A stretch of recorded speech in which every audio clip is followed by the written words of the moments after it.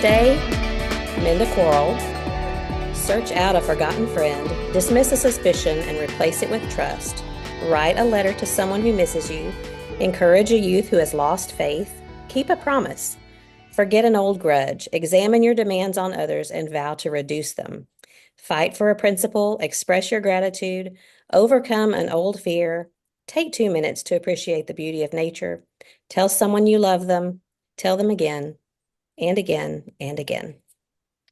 I love that little sentiment. I think you may have heard it from me before, but I thought it won't hurt anybody to hear it again, and it's appropriate for Mhm. some of the things that we're going to talk about today. Welcome to Looking Up. We are a podcast intended for a Christian women audience. We're glad you've joined us today. Thank you for taking time with us. We are just two Christian women who get together once a week and talk about things that we find interesting and important, and hope that you will grab your favorite drink and maybe some chocolate and pull it up to the table and sit down with us and let's talk and let's have a conversation. My friend is Kathy Pollard. She is in Kentucky and I'm in Texas. We are your co-hosts for this show podcast. And we're thankful again that you've joined us. What's going on over there? You said you just heard a big bong outside. Is it a masquerade party? Yes. Really? Yes, in fact, it was. I'll tell you about it in just a second. But That sounds fun. yeah, I know. I don't know what it was. Right before you hit record, the noise sounded like a big guitar or something falling over and like the strings getting rubbed and going boing like that. Only that's not up here. So Something shifted in the universe. something did. That happens every now and then in our house, and that's all Hmm. right. Okay, I hope so. I'll let you know if I see anything coming up from behind. Thank you. I appreciate that. Well, so what's been going on over there? You just got back from a funeral, but other than that, what's been happening? I did. And we were remembering Georgia Hudson. She was 92 years old when she died, which means when we met her, she was 86. But she was one of those women who, we when we moved here, we had a lot of names to learn at the congregation, and hers I never had trouble remembering. And I think it's because I was so drawn to her. She was just so sweet and warm and likable, Yeah. and it was dawning on me at her service today that for her to die at 92, and I didn't meet her until she was 86, but she was still that likable, attractive, that kind of magnetic personality. Mhm. She's somebody you want to be around. Yeah. And I thought, what a testament to her, because, I'm thinking by 86, I'll be like, hey, I am what I am. You either like me or you don't, okay? Uh-huh. Deal with me. Yeah, but one of the things that Neil said about her today is she chose to be sweet.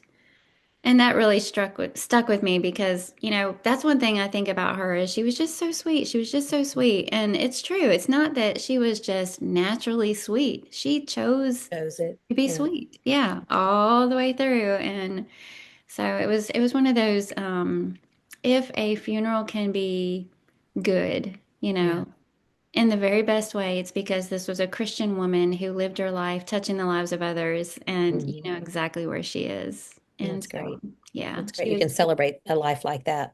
absolutely, yeah. Oh, good. So, Well, a mhm. funeral's not exactly a fun thing, but to be able to celebrate someone's life, I'm glad you were able to do that this morning. Mhm. Yeah. So I have something, well, I had something in the crock pot. I tried something. No, I'm going to save that. That's going to be my what's for dinner. So never mind. Skip ahead. This is when we need to edit. Yeah. I will tell you that I sat next to Rita McGuire at Hmm. the funeral. She listens to Looking Up. Hey, Rita. And she was talking about your hair and how good it looks. And she loves what you're doing with it and says it really brightens up your face. And she was just like, oh, her hair looks so good. So Well, it's she's always nice sweet. to hear about when people are talking about you behind your back and it's good. But it's good. Yeah. It's good. Yeah. Well, tell her thank you. It was very sweet of her, but Mhm. not to get too used to it because it's not going to stay this color. It's growing out. I mean, I showed you. I won't pull my hair back and show everybody, but Oh, come on. you want me to? You Yeah. can, all right. You can see how white it is under here. Yeah, I'm It's just growing out. amazed at the speed of growth. I mean, I guess Well, somebody else's hair journey goes faster than your own, but it's very white here too. yeah, So it'll be interesting to see how it's growing out. I still stand by the fact that I think it's going to look amazing on you because of your coloring. Hope so. John Hmm. likes it. He has, Look at a that. number of times has said, I really do like it's kind of like what you said, Rita said. He said, I can see your eyes better now. So Oh, yeah, that's good because I know you were concerned about how he'd feel about it. yeah. He's the reason I've waited so long because he just kept saying, but I like your hair brown. So Yeah. Sometimes they just don't know what they're going to like. yeah, and it's changed too. Yeah. And I mean, there's some vanity. I'll say that because you don't want, it's like you've known this person all your married life as one way, and then all of a sudden you're talking about something major changing. So, I mean, it was Yeah. pretty major to me too, and Neil's, his and I can, hair, that's a good way to put it because Neil has been bringing up that he's toying with the idea of shaving his head. really, Yeah. And I keep doesn't have that going, much hair loss. I don't think so either, but I keep going, no. Mhm. Why would he want to? Well, I don't guess I should talk about that on here because he's gonna listen and he's gonna be like, Kathy. Well, he's going to say that anyway, right? Might as well just go ahead and finish it. He just thinks that he's got too much scalp showing up there, and he might as well Ah, just go ahead and shave the rest of it off. And how about next week in the group we have a poll and just ask everybody what they think. Should Neil shave his head? How you feel about oh, that, Neil? oh, he'll love that. Yeah. I bet. Let's do it. I did want to share a couple of things on the more serious side. Okay. And one is it's news and a prayer request, a personal prayer request.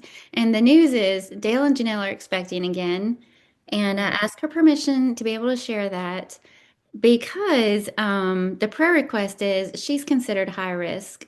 I think we shared with everybody here that on Valentine's Day last year, she miscarried and had complications afterwards mm, and had to go back into the hospital and all this other kind of stuff, and it's left some scarring and things, I believe, that anyway they're treating this as a high risk pregnancy.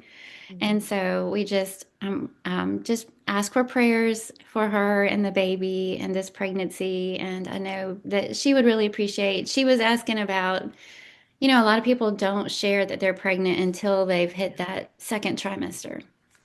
And she kind of waffled back and forth on that, and the risk is the more people know, if something happens, then you have to tell that many more people. But in her mind, she would rather have all the prayers. Right. And I'm glad that she feels that way because I would too. So just if you think about it, say a prayer for Janelle and the baby, and we would really appreciate that. Absolutely. How old is Jude now? He is 2.5. September, October, November. Yeah, exactly 2.5. Two and a Hmm. half. Hmm. So he'll be 3 by the time the baby comes along. Yes. Yeah. Yeah. Yeah, Yeah. those are some scary things.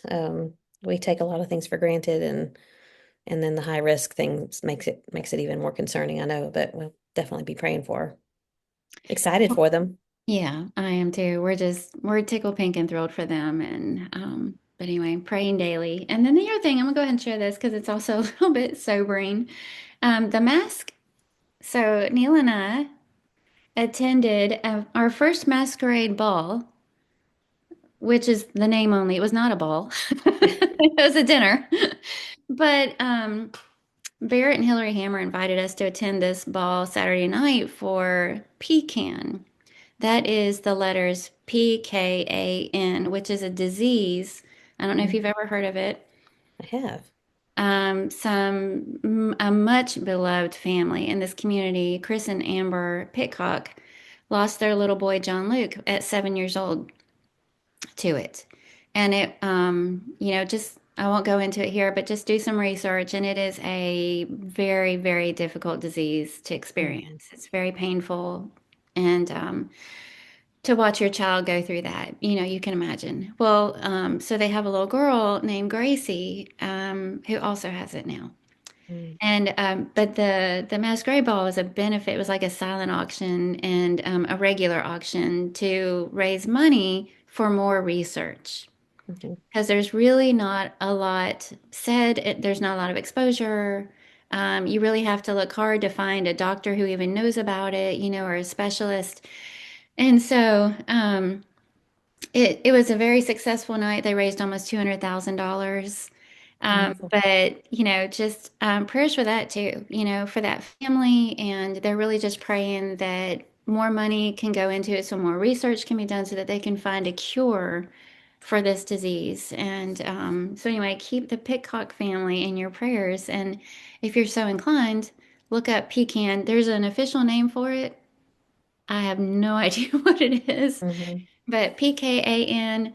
And if you find a place where you can donate for research to find a cure, that would be amazing also. So I'm asking a lot of everybody right out of the gate in today's episode. Well, what a sobering thing. You said PKAN. I just wrote Yeah. it down so I can look it up. And I know I've heard about it. Maybe it's from them. Something in the past maybe was said. So I'll definitely look that up and see And what I I can can. probably, um, there was probably a link where people could donate if they weren't attending. So I can probably see if I can find that and share it in the page in case anybody's interested in reading up on it and learning more about it. Yeah, great.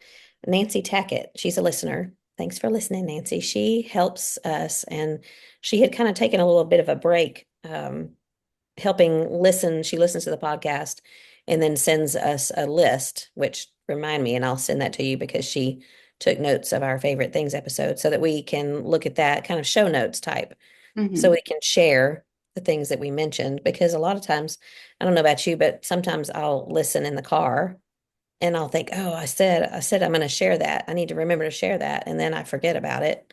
Life gets busy. Hmm. And, but Nancy she's had some health issues and hasn't been able to do that lately, but she's picking that back up. So it's very, very helpful. So we'll make sure that everybody hears about how to look into the pecan and how they can help next Yeah. week. And thank you, Nancy. I'm glad you're Yeah. feeling a little better. Yeah. So I had went to a ladies retreat this past weekend with the West Side congregation in Round Rock, Texas, which is just north of, well, that's about an hour. And then the retreat itself was another hour north. So it was a little bit of a distance for me, Hmm. especially on Friday afternoon and Friday traffic through Austin. But it was a Oh, yeah. lot of fun because I knew a lot of the people there. And it's always enjoyable when you go into a situation like that and you already know people and don't feel the odd woman out. So I enjoyed it, but it was I hate to go straight to this because of course the whole weekend was great, but they gave me a gift bag full of things and my dear friend Angela Smith, she and I raised our kids together basically. They moved to Drippin when our kids were middle school, early middle school, and so we went through middle school and high school together. They just moved to Round Rock probably 3 or 4 years ago. But so she was the one that was doing a lot of the organizing of the retreat. And then Lori Hudson, another good friend, couldn't be there, but she's the one I think that did the gift bag. And her hand was all in it. I could just see it everywhere. And I know they asked you about this. They put one of these bags in there that you just talked about in the favorite Ah. things episode, Mhm. which it was funny because there was one in my Amazon cart. And so it was in there, and there's this little note that says, now you can twin with Kathy. But it Oh, wasn't just that. Have you ever heard of a foldy bag? I don't think so. Try not to make too much noise here. So it looks like this folded up, but she had put a note on there and she said, this holds so much. So it unzips and you turn it inside out and you unwrap it and it becomes this, you can't even see me anymore. It's this enormous bag and you can slide it down over your carry-on suitcase and put all your stuff in it. So it was just a bag full of travel things. I mean, there's a little travel cup in there. There's some compression socks in there. There are all kinds like she put these large body wipes and the note says for when you feel icky and can't get a shower. I thought that's pretty often when you travel. And then she put, have you ever seen this? It's Ancient Minerals magnesium lotion. Mm. She said for the best rest ever. And it's just something that you, it's like a lotion, but it's got magnesium in it. And she told me that I think it was one of her natural doctors told her about this. And you just rub a little in the Lotion. in high absorption areas. And she said she sleeps great when she puts this What on. was I've the tried it for a brand? couple Best nights. Rest? Ancient Minerals. Oh, Ancient Minerals. Oh, she said you'll get the best rest. Yeah. Yeah. Yeah. And it says Magnesium Lotion Ultra, but I'll share it next week and I'll give an update. I've tried it a couple nights. The first night John did not sleep well, so hence I did not sleep well. Oh, But last night I did. So I don't know if it had anything to do with the lotion or if it was because I was finally catching up to the sleep from the night before. But have you ever had these chocolonely, Tony's chocolonely? You I've, you gave me some of this one time. yeah, I've seen them, but I've never actually eaten one. Well, they're pretty delicious, and I can tell by looking in the bag that John has thought they're pretty delicious too. So anyway, it was a fun gift bag, and I just had a lot of fun going through it. So And how enjoyed being with the timely, West Side because women. you guys are getting ready to take off and you're going to be gone for a long time, like a solid month in Yeah, Israel. yeah, You had two back-to-back trips over there. right. Yeah. We're looking forward to Prayer being back. request, yeah, that for safety over there and, for everything to stay calm and for it to be a really good trip and two really good tours. Yeah, yeah, we're excited about it. We might have to get creative in our recording. Yeah, I'm sure we will. I have one of those. We have the Starlink internet here at home, which is Elon Musk. He's got the satellite. So that's what we have for our home internet. But we also have, it's a travel one. You take it with you and you connect to the satellite from where you are. So there will be Wi-Fi at the hotels, but if it's not good Wi-Fi, then I'll be able to use that Starlink. Hopefully that If hopefully it's legal there. I better find out before we go. Pretty sure I it see is. you on the news, I'll know. Yeah, I'll be calling Elon. All right, what else you got? I really don't have anything else unless everybody is interested in the fact that we bought a little kiddie table. Our Kitty or Kiddy? DD, yeah, DDIE. Yeah, when all the kids come over, there are so many grands now that are Mm-hmm. actually big enough to sit at the table and eat Yeah. that the last time they were all here for Neil's birthday, I set up an extra folding table. Mm. And then it finally dawned on me we should get a little kiddie table. And we did. And Gary and Chelsea put it together for me over the weekend. And it's just sitting around the corner right here with its cute little chairs. And Can you turn the screen where we could see it or no? yeah, well, let me see. Um, oh, Oh, yeah. down. Can you, How cute. knocking down cords. That is so cute. Yeah. It's not like one of those plasticky Fisher Price type tables. It's more of a, uh, is it wood or It's wood no, like? it's like wood finish. Hmm. I don't even know if am I in a good, Yeah. can't really see myself in the screen because there's a big bar across it where I am, but Yeah. they have different types. So you can get colorful ones, like where Hmm. chairs are all different primary colors and stuff, but I lean toward more natural kind of stuff. So Hmm. this has like a wood finish. And then the top, of course they can eat at the table, but it's also like eraser, dry erase marker, like they can draw on it and things like that. And then the table and chairs are adjustable. So it's not exactly easy. You can't just slide them up and down. You're going to have to remove screws Yeah. and adjust it and then put the screws back in. But as they get bigger, we can adjust the tables and chairs. But Jude was over for a little bit yesterday and he was so excited when he saw it and just sat at it for a little while and it's this chairs are sturdy enough to where I can sit in it too. But I don't know. It's just every time I walk around the corner and see it, it just makes me smile. Yeah. Well, not only because it's cute, but because of the reason why you have it, huh? Exactly. Yeah. That's great. That's all Tilt I your got. screen down just a hair. Okay. Thank you. There you go. Thank you. All right. The only other thing I wanted to share was something nice that my brother said to me, and I have to share it to make note of it because it happens very rarely. And I've already told you about it, so you know what I'm going to say. So he was with my mom this morning, and he sent me a text, and it says, she went on and on about how good you are to her, told me all the little things you do. And I was standing there looking at this message going, "Aw, first of all, that's sweet for mom to do. Second, that's sweet for Doug to tell me." So then there was a space of about 45 seconds, and then I got one that said, I figured maybe that was just early dementia. So True to he's back to form. being himself. True to form, Doug. Yes, yes, true to form. But anyway, it was fun.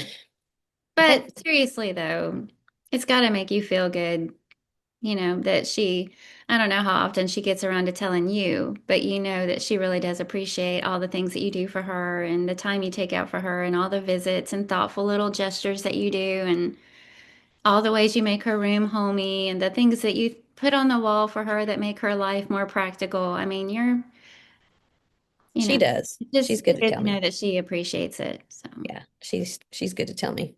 I'm mhm. glad I can at least make her a little more comfortable in the time that she has left. I mean, not like we know. She may have a lot of time left. I don't know, but Yeah, we'll see. Okay, are you ready to get started? I am. Okay, so this episode is going to be entitled Do Yourself a Favor. And I just got to thinking about it's maybe a little similar to Dear Younger Me. We talked about that probably in our first season.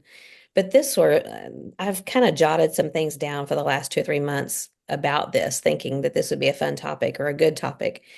And just because there are a lot of things that you and I both, at the age that we have reached now, you look back and you think, I wish I'd have started that sooner. I wish I had realized this earlier. I wish I had done that, had worked on this mindset earlier, and it would have made my life a lot easier, would have made my life happier, more peaceful, just things that are practical or things that are biblical. It's transforming our minds and trying to think more biblically and trying to have the attitude of the Lord and trying to see people, see others the way that God sees them rather than the way that I see them when I get irritated or annoyed.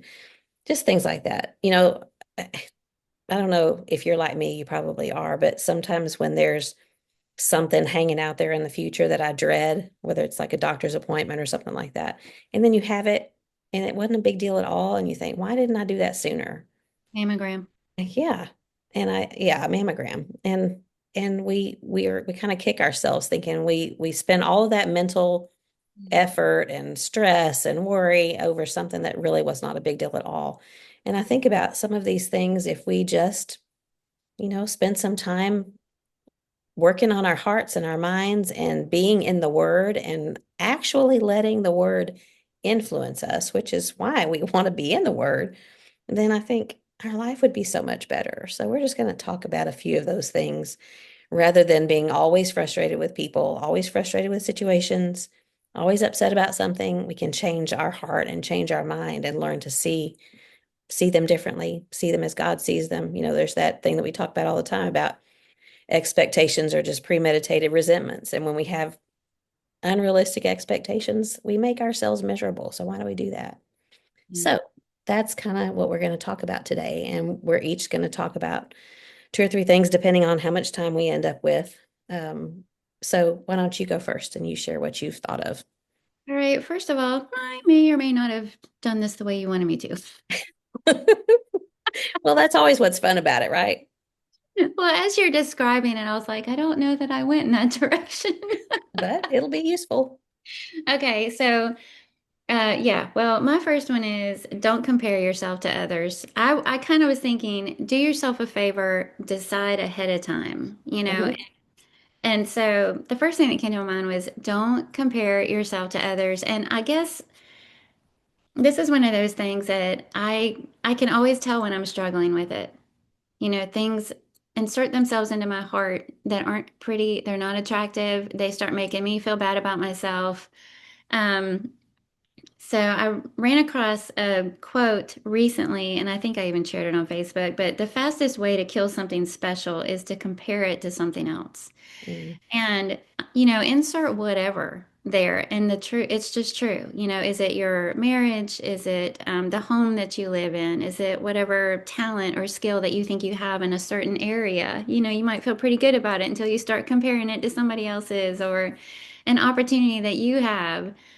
But then you find out that somebody else got to do it and it was a little bit better or bigger or brighter or longer, whatever. I mean, this whole comparison thing, it just robs life of joy. And Theodore Roosevelt, as we know, said comparison is the thief of joy. And so Mhm.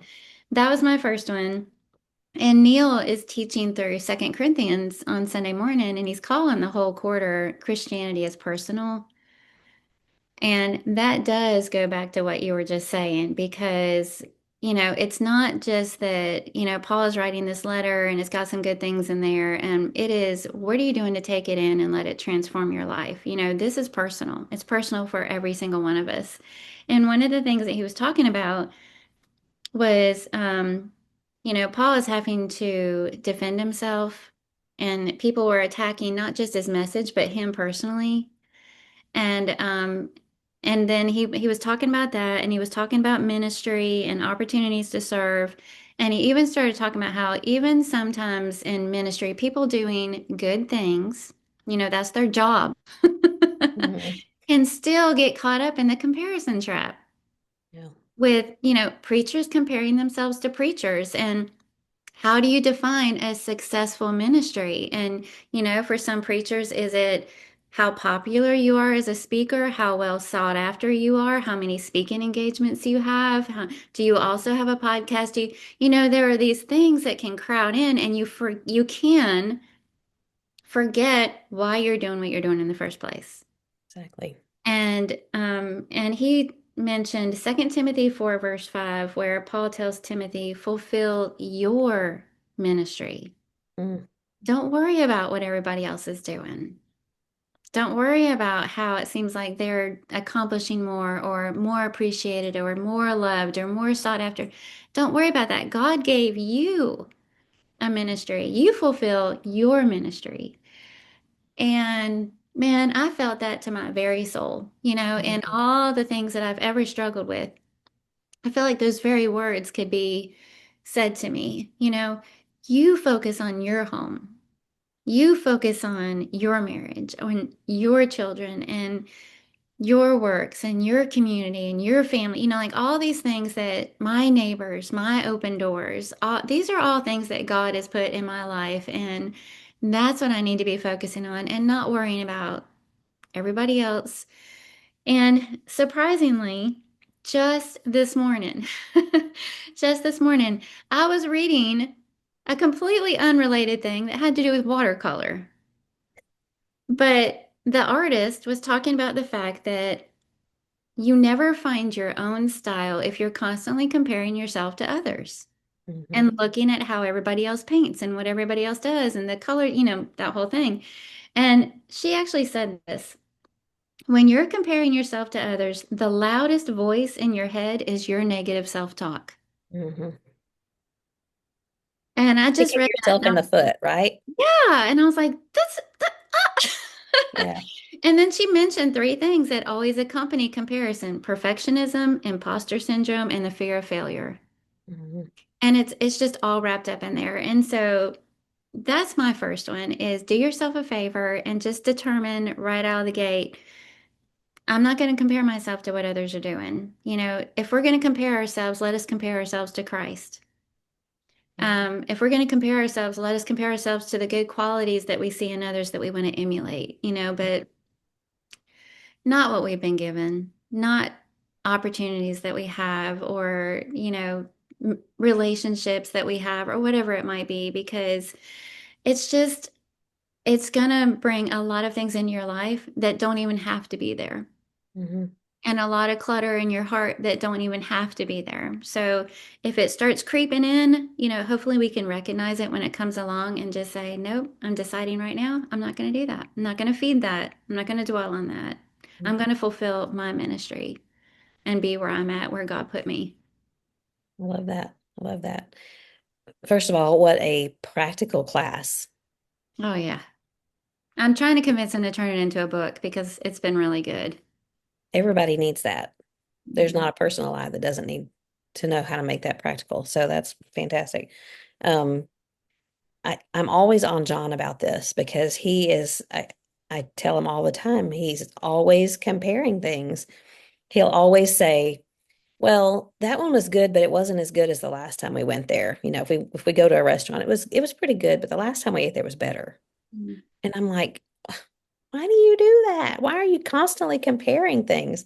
And I mean, he doesn't do that about things that matter, but it's just, I just always think all that does is make you not happy with what you had today because you don't think it was as good as the last time. But man, that's very practical. And if we could hammer that in early, the earlier we hammer that in and remember it and make it a Right. habit, the better. That's exactly what I'm talking about. And this one that I'll share is very similar to that. My first one is it's okay if someone else gets the credit or wins or helps somebody. It's okay if somebody else is, quote, better or does something like you do and maybe you think it's okay because you're like what you said, you fulfill your ministry, they fulfill theirs. But I guess this came up to me because I struggle with that. I struggle with I don't know that it's so much competition as it is a need to be needed. That's been where I find a struggle in my heart is a need to be needed. And I don't like it when someone takes credit for something that someone else has done or that I perceive that someone else has done. I remember that happened. Someone claimed that they started something that someone else I knew had really started it. Mhm. And it really, really bothered me for a long time. And then I thought, doesn't matter. God knows. And the interesting thing about it too is that God, I think, finds a way that people will find out. And I don't mean that in a vindictive way, but it'll come back around later that so and so did this and it was a good thing. And if we don't make a stink about it and we don't say get our feelings hurt and get mad about something. But anyway, I think that this one is a problem for me and it's kind of similar to what you're talking about. But the root of it is pride. The Mhm. root of it is it that I need people to know that I do something good. And the older I get, the less I struggle with that though. I mean, maybe it's because I became aware of it a while back, but I think I really, really, especially early on in marriage, early on when John was a young preacher, I just wanted people to know how wonderful he was. And if he didn't get credit for something, it just really irked me. And I've had to learn over the years that it really doesn't matter. It doesn't matter. It's okay if someone else is better at it. It's okay if somebody else gets the credit for something because God knows what's going on in our hearts and our lives, and He knows what's going on elsewhere. And what is the passage? I didn't write the one down that Paul says, um, others preach it for a different reason. I can't remember what it was. And Paul said it doesn't matter because the what's happening is that God's getting the glory. Yeah. And I thought, that really struck a chord with me too, obviously, because I can repeat it word for word. Not, but I mean, I've thought about that because Paul, he was so well known, and yet, and he came to that realization. It doesn't matter, even if they're preaching maybe for the wrong motive, still God is being preached and And God is God's being going to use it for glorified. good. Hmm. Yeah, he will. So I was thinking of a few verses, Philippians 2:3-5. Do nothing from selfish ambition or conceit, but in humility count others more significant than yourselves, and let each of you look not only to your own interests, but also to the interests of others. And then have the mind in yourselves that was in Christ, that was a form of a servant. He emptied himself and he was obedient. And I think, that applies so much to this, to not have that selfish ambition and want for people to see us and know us and all of that. God will handle that. Just put your head down and do your work. Pray that God is glorified. Hide behind the cross. I hear Neil say that all the time. Just have the mindset of Christ of being just a servant. Hmm. And then God finds a way. You know, he will lift you up when you least expect it, I think. 1 Corinthians 10:31 says, whatever you do, do all to the glory of God. And then Colossians 3:17, whatever you do, in word or deed, do it all in the name of the Lord Jesus, giving thanks to the Father.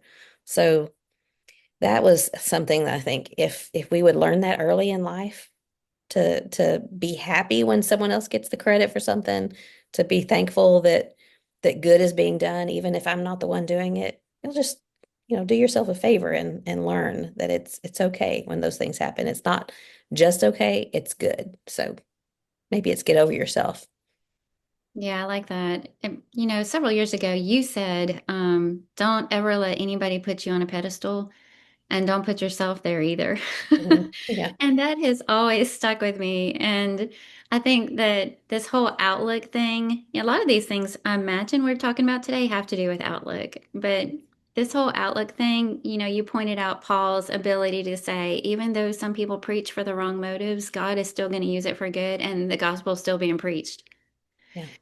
And I always read that and it strikes me like what grace it takes to acknowledge that and to see the big picture like that. It's the outlook that he had. And if we just remember that, you know what, somebody always will be better.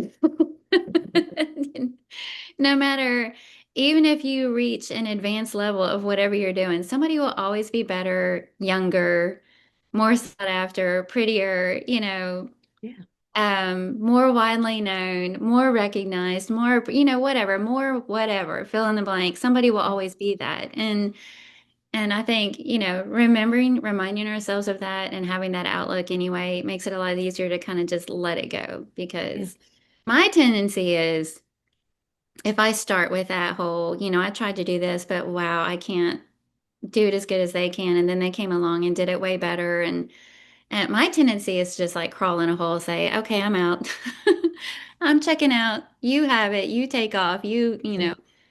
And that's a pride response also. If I can't be the best, I'm not doing it. So, When you come across someone who is happy for you when you've done something well, I mean, what grace, don't you? You're just so drawn to that kind of person that is exactly. happy, genuinely happy for you that you've done something well. So that's my first one. So what's your second one? Yeah, that's so far, these have been kind of hard. Yeah, Let's well, just stop here. okay. My next one is do yourself a favor, decide ahead of time that you're always going to go to worship. Mm, You're always going to go to worship. I think that when, whether you're in your teen years, your college years, your early married years, your parenting years, if that decision's already been made, mhm, how much better your life will be and how much easier life will be. That it's not a matter of how I'm feeling, if I'm too tired, too busy. I the weather's terrible. I don't want to get out in it. yeah, uh, guilty. you know, I'm mad at somebody at church. I just wasn't feeling it, or whatever we might say. Sometimes it's easy to kind of use that as an influencer in our decision making of whether or not we're going to go to worship. And but if we treat worship as a given rather than a decision, you'll be doing yourself a favor. That here we are already deciding this is who we are and this is what we do.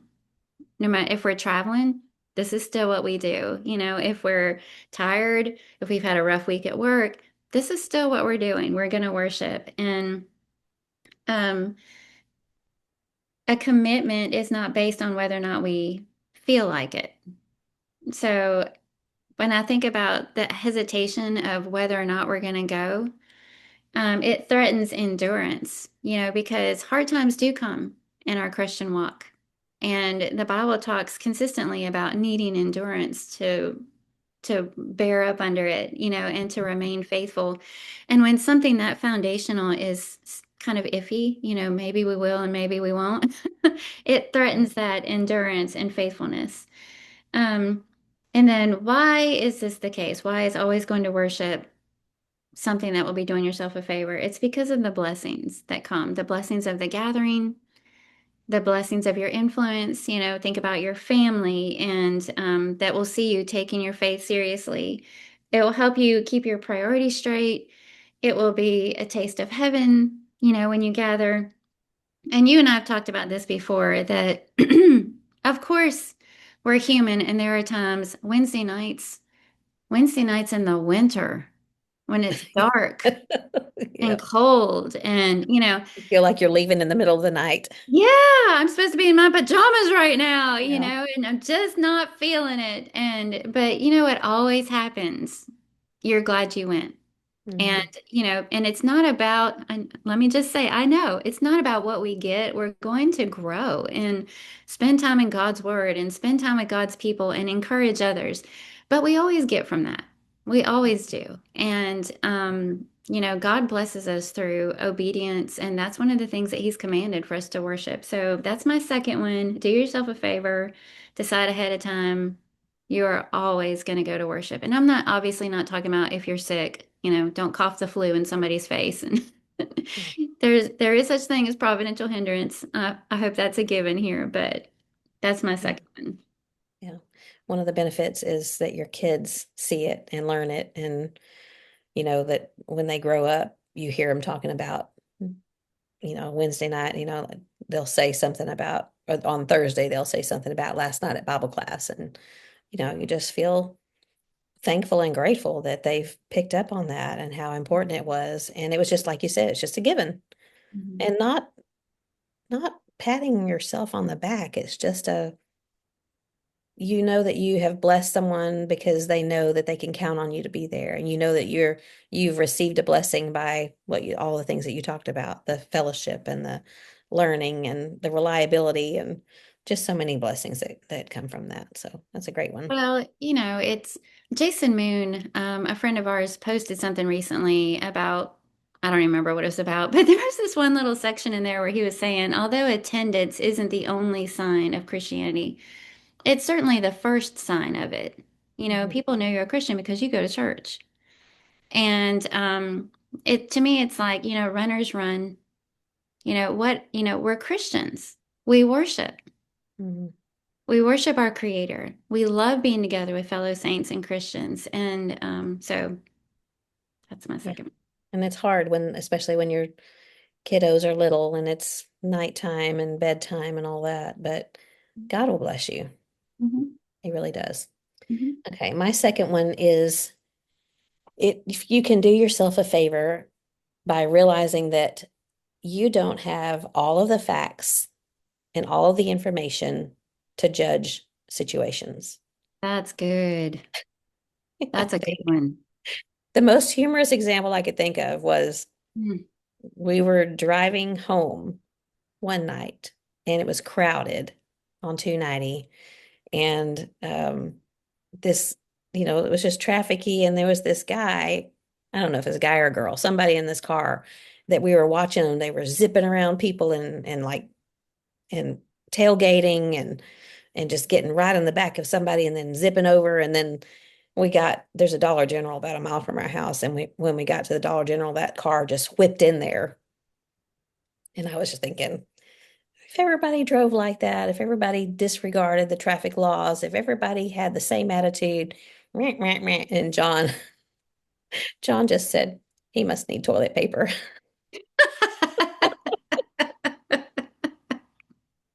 And I thought, well, okay, there you go. It's one of those examples of you don't know why maybe he really did need something. Maybe he needed to go to the bathroom and that was the first one he could find. And that's why he was driving fast and sitting on people's tails and all.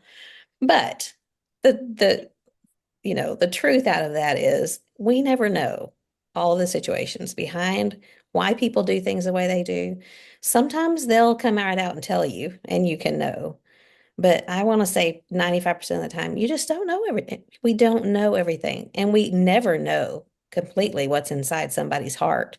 And Mhm. so why do we always assume the worst? So this is something I think if we would learn early on in life to do ourselves a favor. I thought about during COVID, um, remember it kind of brings up bad memories, but remember all of the controversy and the opinions about wearing masks and things like that. And I remember somebody saying because someone had a mask on outside, thinking, why are you wearing a mask? And somebody said, well, they have asthma and they're having to be really careful about blah blah blah. And there's a reason for some. There may not be any reason for some, but you don't know. And it's not always your business to know, and you need to learn to think kindly about it. I remember another situation when John was on the school board and they were building a school, and there were some very expensive glass bricks used in all of the library areas in the school, whatever. And they're expensive. And I remember the board was very criticized very publicly because of those glass bricks. And these people were saying they're spending all this money that we don't have on something decorative. And, it was John got called out and blasted along with the other 8 members of the board. And they didn't know that those glass bricks had been donated. They were being provided at no cost. And it incensed me. Anytime someone I love is called out like that, it just angers me irrationally sometimes. So, you know, you don't know all of the story. There's a bunch of verses. Proverbs 18:13 says, "He who gives an answer before he knows, it's folly and shame to him." And I always think about this when Mhm. someone just comes up with this snap answer without even thinking about it. And I think that's foolish and shameful to answer something when you don't know. We're to love our neighbors as ourselves, Matthew 22:39. Colossians 3:12, put on a heart of compassion and kindness and forgiveness. Are we doing that? First Peter 4:8, keep fervent love for one another because love covers a multitude of sins. So if we think, just learn to think the best. If we love someone, I think about 1 Corinthians 13 that says that love believes all things and hopes all things and bears all things. And yet we're being critical. We're being critical about things. So, we don't know situations, we don't know backgrounds, we don't know what someone has been through in life to put them where they are and to make them maybe do something that we wouldn't do. And we don't have that ability. God does. God sees and knows all. Let him be the judge. He's going to be the judge anyway, and you're not. And, above all, I think about Matthew 7 that talks about with what measure of judgment you judge, you're going to be judged. And if we're harsh and critical in the way that we think about things and people, it's going to come back to us. So be careful and just learn and remember, always tell yourself in a situation, I don't know. I don't know everything. I don't understand why they did that, but I don't know all of the situation behind it. So be full of grace. Yeah, I love that one. And, it's so hard sometimes not to view somebody else's situation through our own lens of thoughts and opinions, or, not everybody feels the need to always be understood. Not Yeah. everybody feels the need to always defend themselves. And so they're not going to try and explain everything and they're not going to share all the facts. And really, it's none of your business. Mm-hmm. But I'm the type of person that I don't like to be misunderstood. I do want everybody to know all the facts, and I probably will defend myself because pride. Yeah, me And too. so I can make that assumption that everybody else operates the same way.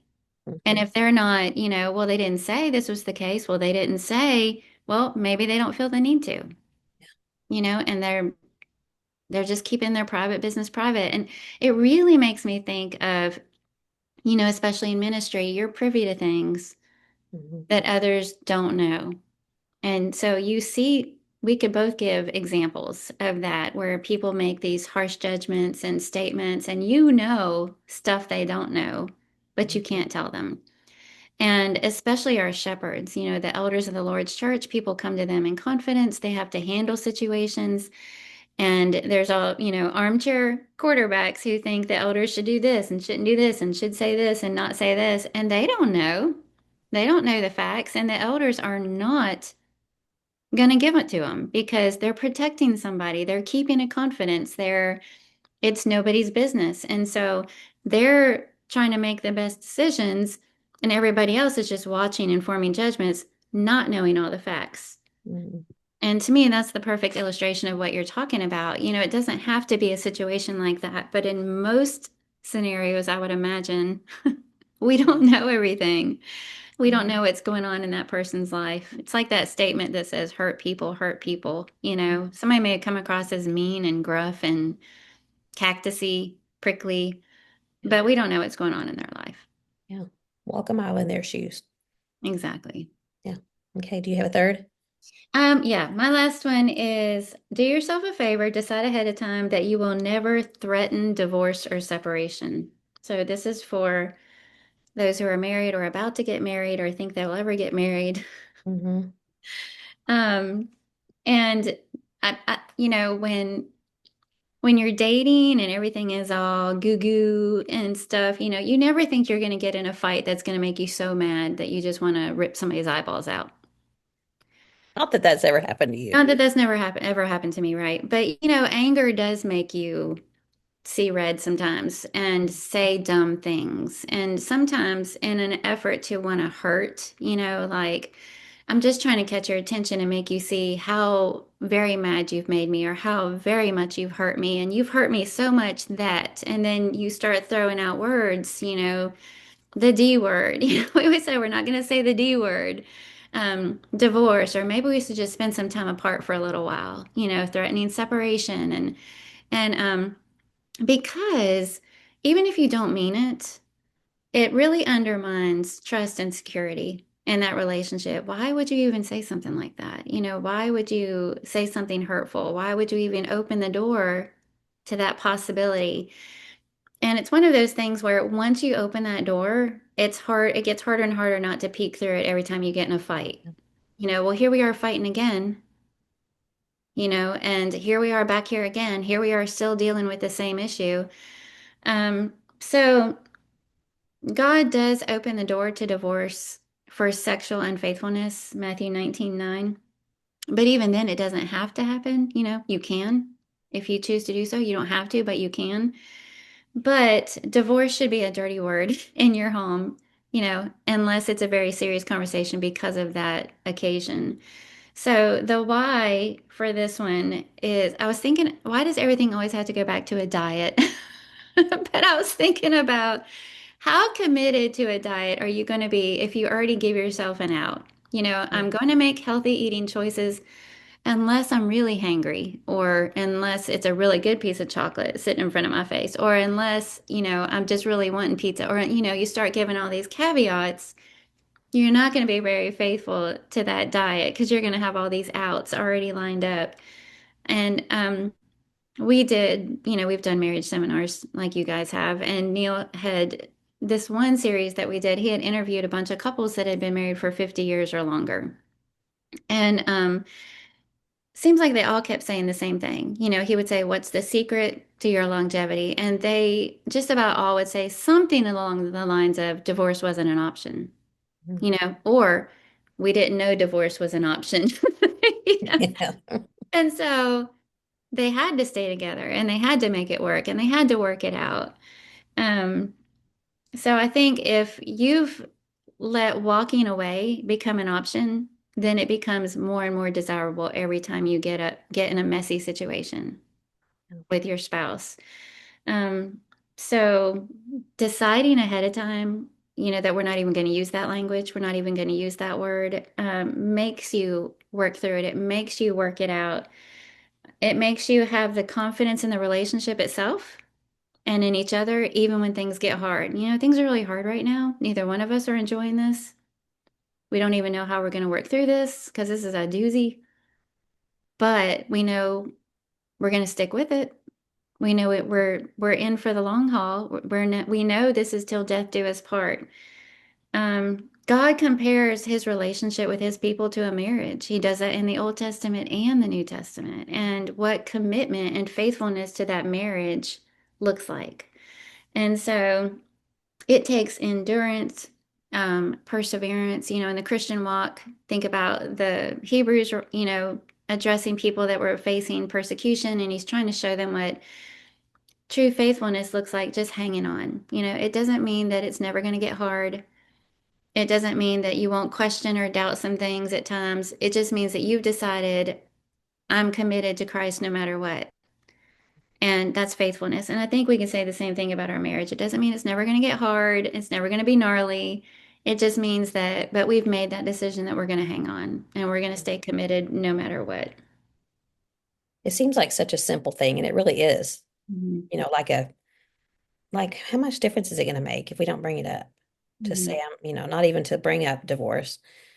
And it is a simple thing, but it's one of those intentional things that we always talk about intentional. But when we've decided we're not even going to bring it up, that gives you that little extra oomph in the background that, okay, we're not even going to talk about it. That means that I've got to figure out a way around this or think differently about it. And yeah, when you haven't even opened the door to it, then it makes such a difference. It's a little thing, but it's a huge thing.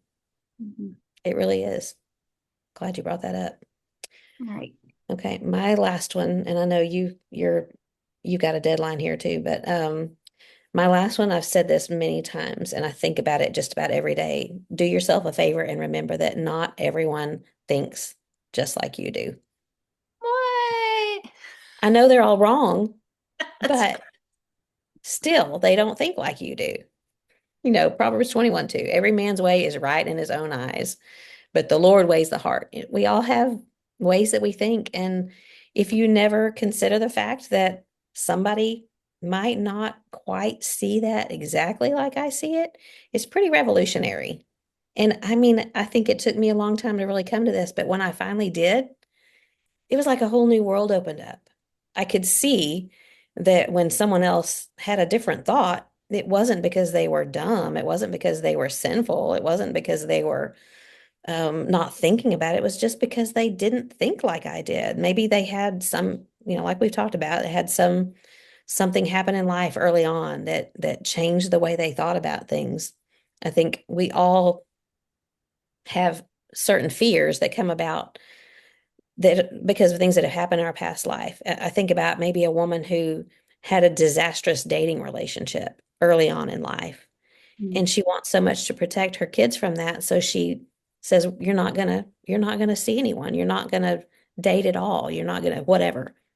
Um, so we transfer our own feelings and our own fears to our children when they, chances are not going to have that same kind of disastrous thing happen to them that you did. A car accident, I'm not ever going to drive because I had a car accident, and you're not ever going to drive because it might happen to you.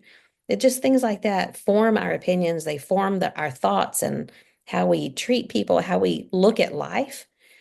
But when we realize, well, not everybody had a car accident, and that's just an example of something that could happen. But maybe someone didn't grow up having any kind of Christianity, any form of morality. And it's like they're learning a whole new way of life, a whole new outlook. Uh, I don't know who God is and who is Jesus. And that's, being brought up in a home as sheltered as I was, to think of someone not knowing who Jesus was, something's wrong. And how sad for sure. But it really does change the way people think because they don't have the same background. Somebody may be sheltered, somebody else may be like streetwise. Somebody might be suspicious because of things that have happened in their past, and other people like me may be pretty trusting. We just have different thoughts, and there are things that are cultural. There are things that are generational, like tattoos.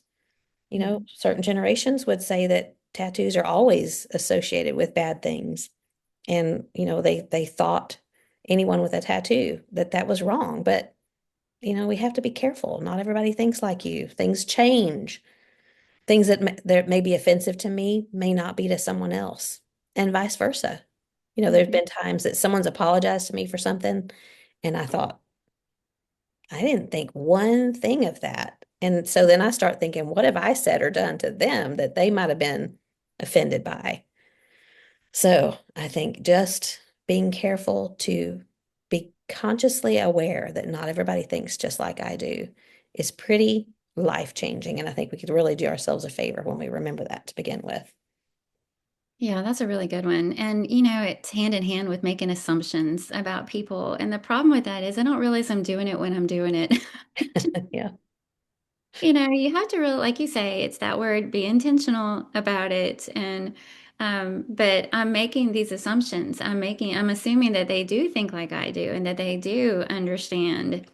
And, it's interesting to me that it's kind of refreshing in certain areas when somebody sees things differently. If it's, I'm always intrigued by how somebody cooks or cleans or parents or, like when they do something different. It's like an outside of the box kind of thing, Yeah. something I never would have thought to do. And I'm always like, oh, what?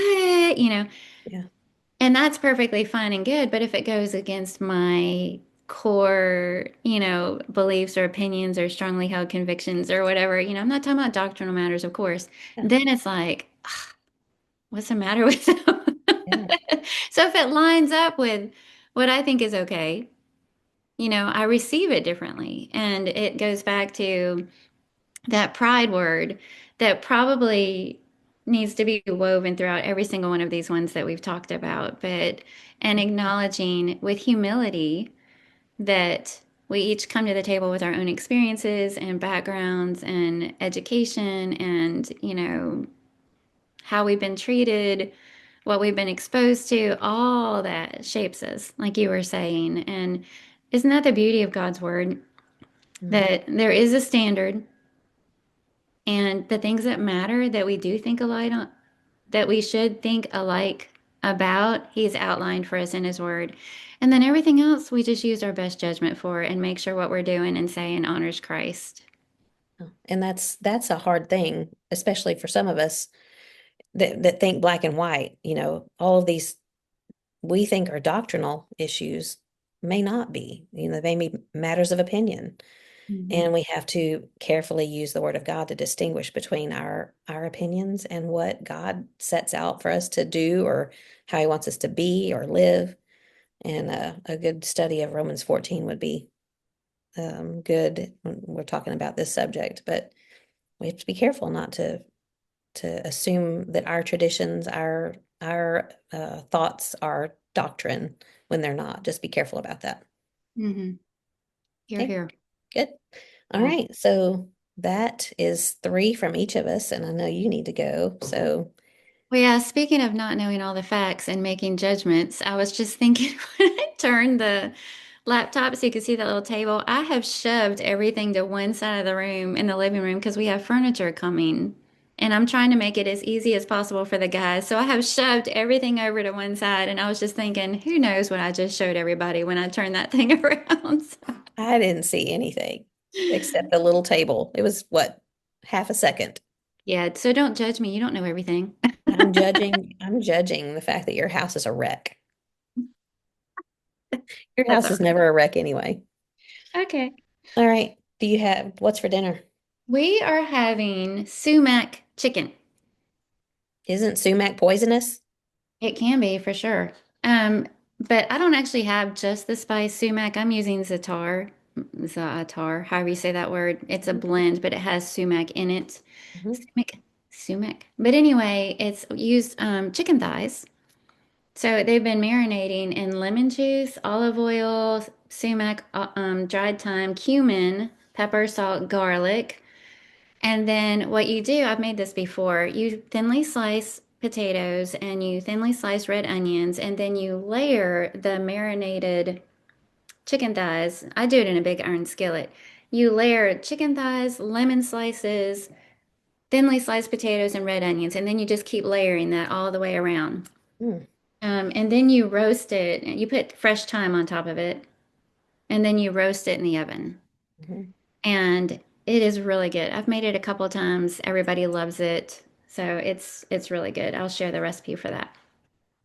There was one thing at Goodwill several months ago that I didn't buy, and I've kicked myself for not buying it, but it was a potato slicer. They called it what is the Hasselback potatoes Mhm. that are thinly sliced. So it was a wooden piece that had wire somehow, and you stick your potato down on it, and then you can slice through the guide wires. Probably butchering how I'm describing that. But I thought to myself, that's just going to take up room. I have kicked myself for not buying that, but it sounds like you could Oh, use something like that for that recipe. yeah. Yeah. And if anybody wants to know what the old city in Jerusalem smells like, it smells like za'atar, what you're talking about. I think I take a whiff of that and it takes me right there. That's Mhm. exactly what it smells like because they use a And lot of that that. blend has sesame seeds and sumac, and I don't know what else in there. I don't know. I don't know, but it's a Maybe blend some that they oregano. I'm use. not sure. Some of the pizzas that they make. just that's all they sprinkle on it. It's bread, like a thin pizza crust with za'atar on it. Mhm. Um, I I don't know what we're having for supper, but I mentioned it. Crock pot focaccia bread. So it uses the Rhodes frozen rolls, and you line your crock pot with parchment paper, and then you just sprinkle the bottom with those frozen rolls. You can fit like 12 or 13 of them in there. You let them rise until they're double in size, and then this is fun, you pour olive oil all over it, Mm. drench it in olive oil, and then you use your fingers and punch it down like focaccia bread looks. And then I got some fresh garlic and some fresh rosemary and some sea salt and sprinkled that all over the top. Yum. And then you bake it in your crock pot. But like I told you, it was just baking the bottom. It wasn't doing anything at the top. So I had to take it out and put it in the oven. And I nearly burned it, but it was an experiment because we're going to have people for dinner tomorrow, and I wanted to see if that would work. The only thing is that, I think of focaccia bread as being thin, Mhm. Mhm. and it turned out to be pretty thick. So I don't know if I needed to punch it down some more or what, but You can make sandwiches out of that though. yeah, Put it horizontally and that's true. That's true. I hadn't thought about that. Good idea.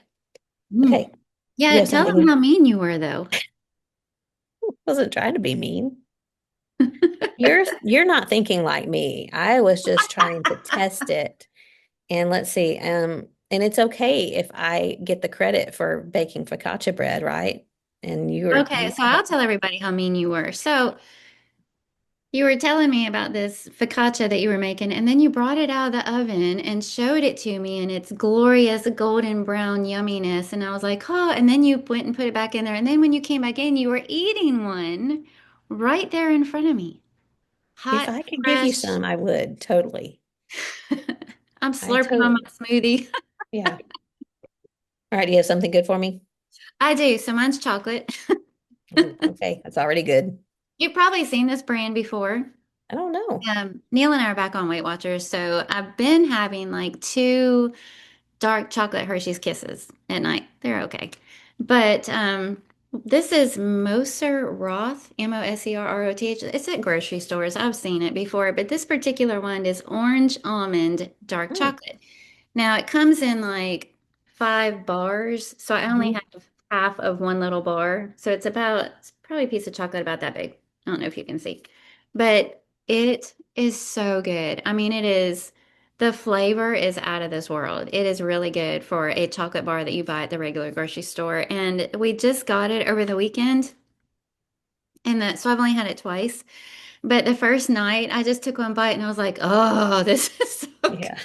It's that sweet tooth just right. It does. It's worth it. When you get just like, this is my thing. This is my one little treat of the day. Hmm. So it better be good. And this is worth it. It's delicious. Moser Roth orange almond dark chocolate. Yeah. Got When little you're on bits Weight in it. Watchers, Got little bits in it. So good. oh, that sounds good. Weight Yeah, Watchers, I mean, it makes you grateful for those little good little things like that. Weight Watchers is not hard to do, but I don't I know. remember the very first time, 2011, I would save little Fiber One bars. They were like a square this big, and it was like a brownie, and that was like heaven. My Fiber One bar. Okay, my something good for you. Have you ever heard of Cooking with Carter? He's a Mm, little boy. He's on no. social media. Okay. He is the cutest little boy. He's probably 3, got red hair. He's British, and he's standing on a chair in front of his table, and he's making stuff. And he'll say, "Today is pancake day." And then he makes a pancake, which turns out to be a crepe. And he spreads, and makes the pancake, and he's singing a song while he's whisking it. He's cracking the eggs, and the whole egg shatters. Then he just looks over off camera at his dad, and they giggle, and he spreads Nutella on his crepe, and he's smacking while he's eating it. But he is the cutest thing. Cooking with Carter. He's you I'll know have to check that hugely out. popular on social media. And I wonder, he won't be as cute when he's 13, but right now they're capitalizing on it. And Cooking with Carter, I'll share his little All profile next. right. He's so cute. Good one. All right, you have anything else you need to share? Nope. Okay, well, it was a good discussion. It went by fast as it always does when I have some time with you. So thanks for all of the prep and for having good things to say and for the discussion. If you are new here, thanks for listening.